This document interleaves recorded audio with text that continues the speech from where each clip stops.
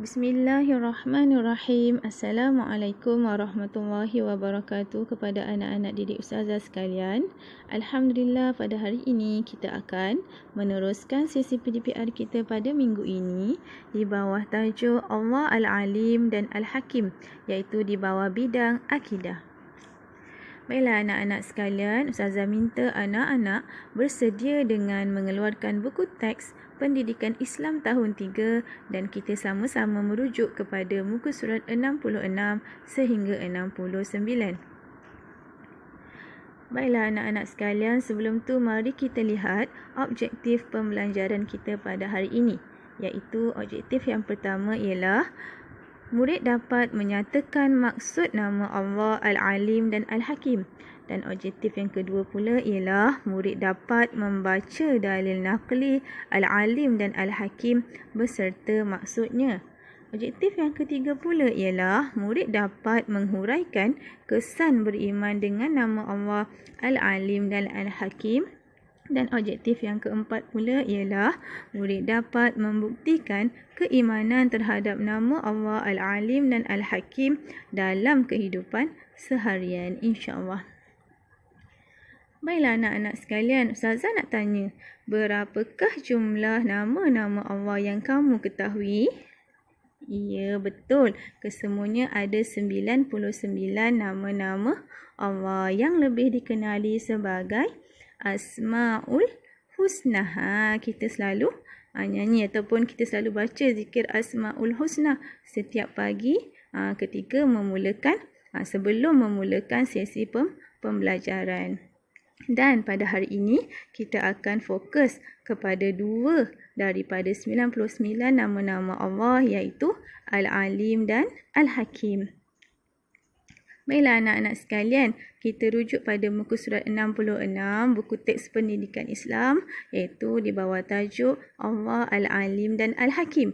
Di sini cuba anak-anak perhatikan kepada 4 gambar keajaiban dunia, iaitu ciptaan Allah yang maha berkuasa, iaitu yang pertama Allah menciptakan gunung berapi, yang kedua Allah menciptakan gerhana matahari, yang ketiga Allah menciptakan aurora, yang keempat Allah menciptakan galaksi. Subhanallah, hebatnya ciptaan Allah, betapa bijaksananya pencipta alam ini, iaitu Allah Subhanahu wa Ta'ala.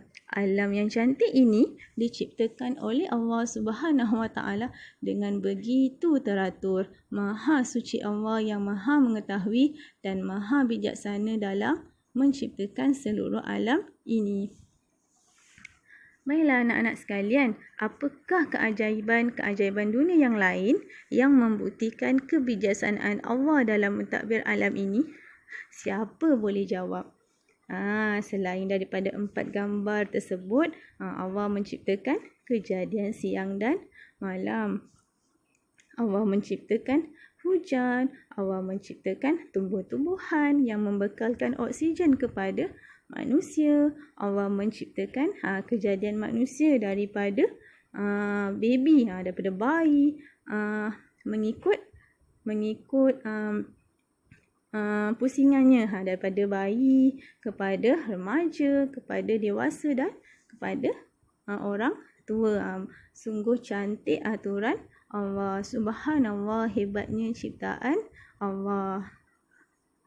Baiklah anak-anak sekalian, mari kita lihat maksud Al-Alim dan Al-Hakim. Kita lihat dulu satu per satu, iaitu yang pertama maksud Al-Alim. Al-Alim ialah maha mengetahui.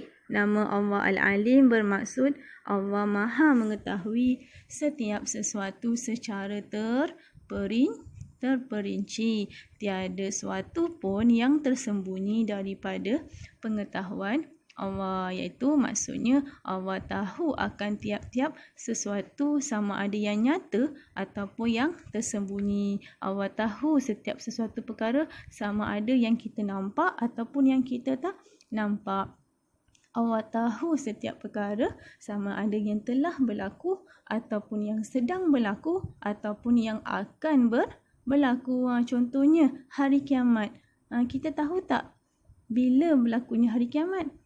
Kita tak tahu kerana bukan dalam pengetahuan manusia. Kita tahu hari kiamat itu pasti akan berlaku. Tapi kita tak tahu bila akan berlaku. Semuanya hanya Allah yang tahu. Baiklah anak-anak, jika kita faham maksud Allah Maha mengetahui ini, kita akan lebih berhati-hati dalam melakukan sesuatu kerana semuanya ada dalam pengetahuan Allah. Sebelum kita nak buat sesuatu, kita kena fikir dulu perbuatan tu baik atau jahat, baik atau tidak baik. Kerana apa yang kita buat tu kita kena ingat semuanya Allah tahu, walaupun manusia tak tahu, walaupun mak ayah kita tak nampak, walaupun cikgu tak nampak apa yang kita buat, tapi Allah itu Maha melihat, Allah itu Maha mengetahui. Baiklah anak-anak, untuk maksud Al-Hakim pula, mari kita lihat bersama-sama. Al-Hakim bermaksud Maha bijaksana, iaitu nama Allah Al-Hakim bermaksud Allah Maha bijaksana mencipta dan mentadbir alam. Setiap ciptaannya mengandungi hikmah, faedah dan tujuan. Sebagai contoh, Allah ciptakan tumbuh-tumbuhan yang saya cakap tadi untuk membekalkan oksigen kepada manusia.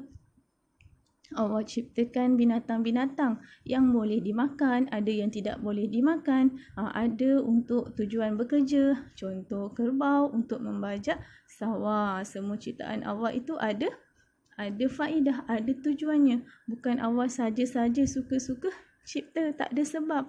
Mesti ada sebabnya. Baiklah, seterusnya Ustazah minta anak-anak perhatikan gambar dan bincangkan. Gambar apa ni yang dekat bawah ni?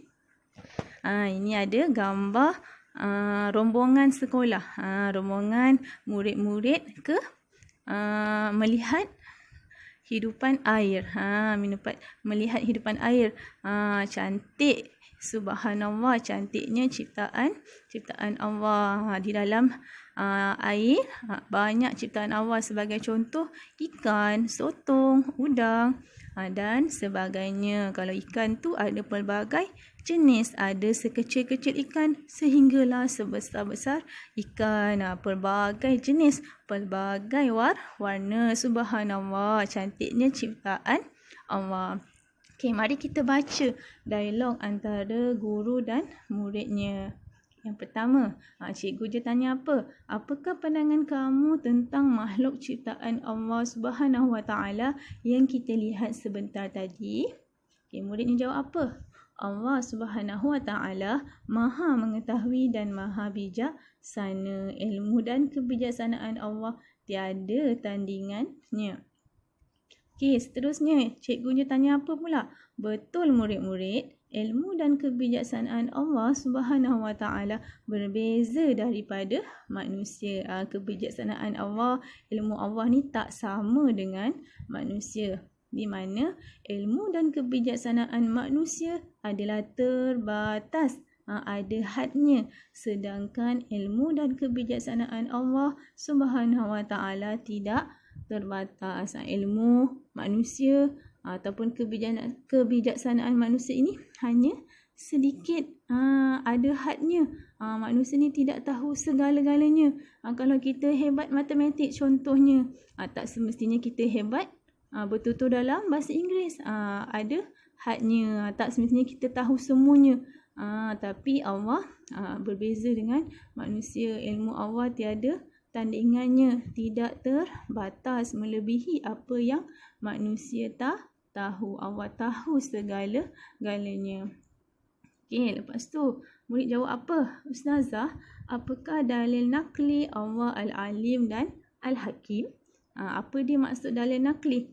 Dalil nakli ni adalah dalil yang bersumberkan daripada Al-Quran dan hadis. Dalil yang boleh dipercayai, yang menerangkan tentang Allah Al-Alim dan Al-Hakim. Mari kita lihat.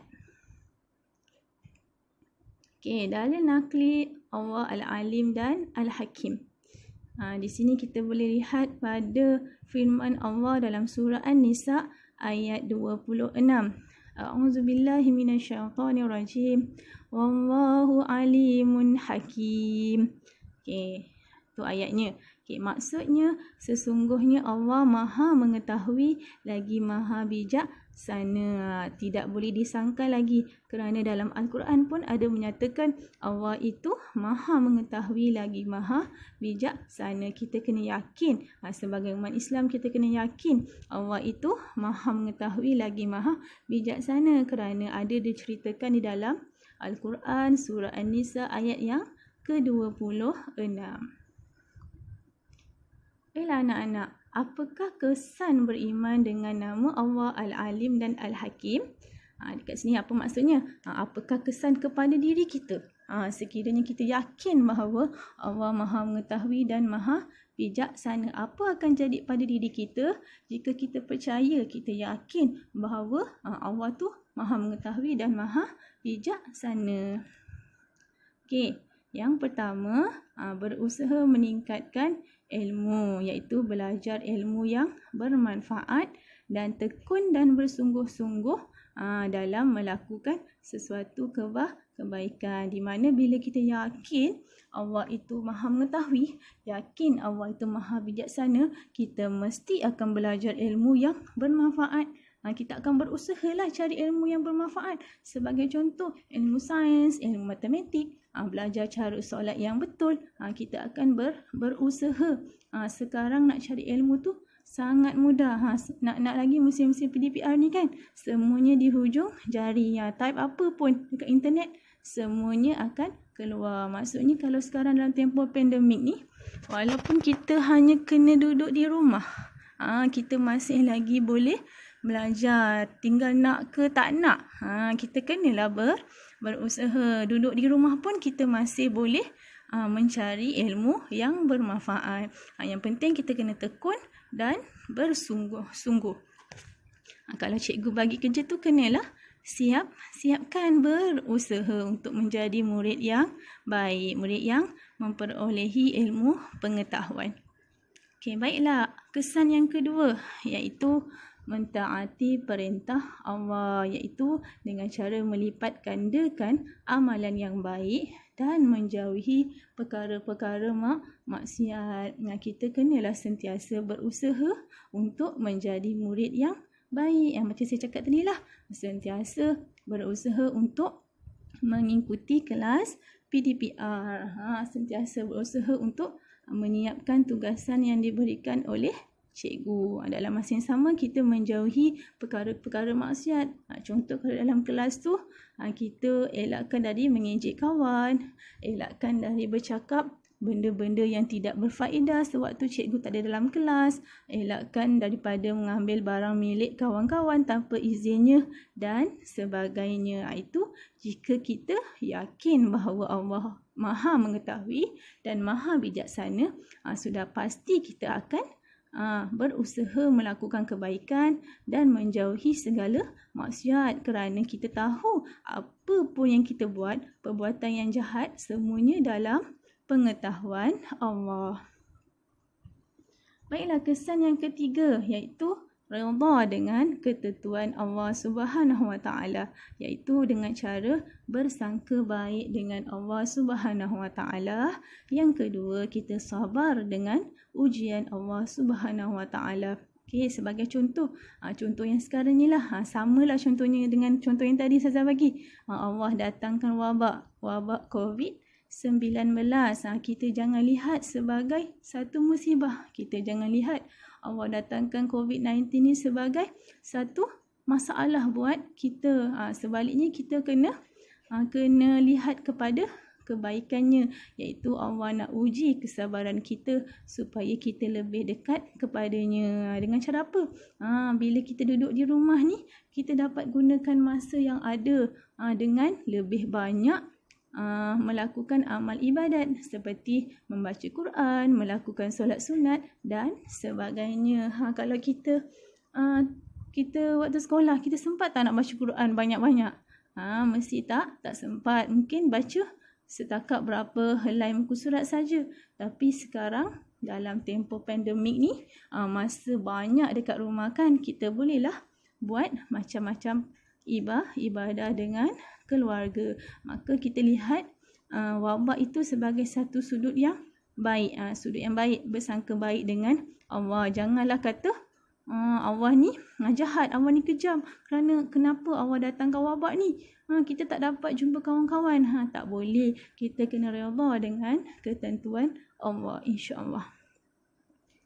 Dan kesan yang terakhir, iaitu yang keempat, adalah mensyukuri nikmat Allah Subhanahu Wa Taala, iaitu dengan cara menggunakan nikmat sebaik-baiknya dan memelihara alam. Sebagai contoh, nikmat udara yang bersih yang Allah berikan kepada kita untuk kita bernafas, nikmat hujan sebagai sumber air, nikmat haiwan dan tumbuh-tumbuhan sebagai sumber makanan. Iaitu antara cara kita bersyukur dengan nikmat Allah ini adalah dengan cara memelihara alam sekitar. Dengan cara apa? Jangan buang sampah merata-rata, jangan membuat pembakaran terbuka, jangan membuang sisa toksik di dalam sungai. Itu adalah cara kita bersyukur dengan nikmat yang Allah berikan. Baiklah anak-anak sekalian, Ustazah rasa setakat ini sahaja sesi PDPR kita pada hari ini di bawah tajuk Allah Al-Alim dan Al-Hakim, iaitu Allah Maha Mengetahui dan Maha Bijaksana. Ustazah harapkan selepas ini anak-anak dan kita semua lebih berhati-hati dalam melakukan segala tindakan, kerana kita kena tahu setiap sesuatu yang kita lakukan adalah dalam pengetahuan Allah, sama ada yang nyata ataupun yang tersembunyi. Baiklah, sekian sahaja daripada Ustazah. Terima kasih. Assalamualaikum warahmatullahi wabarakatuh.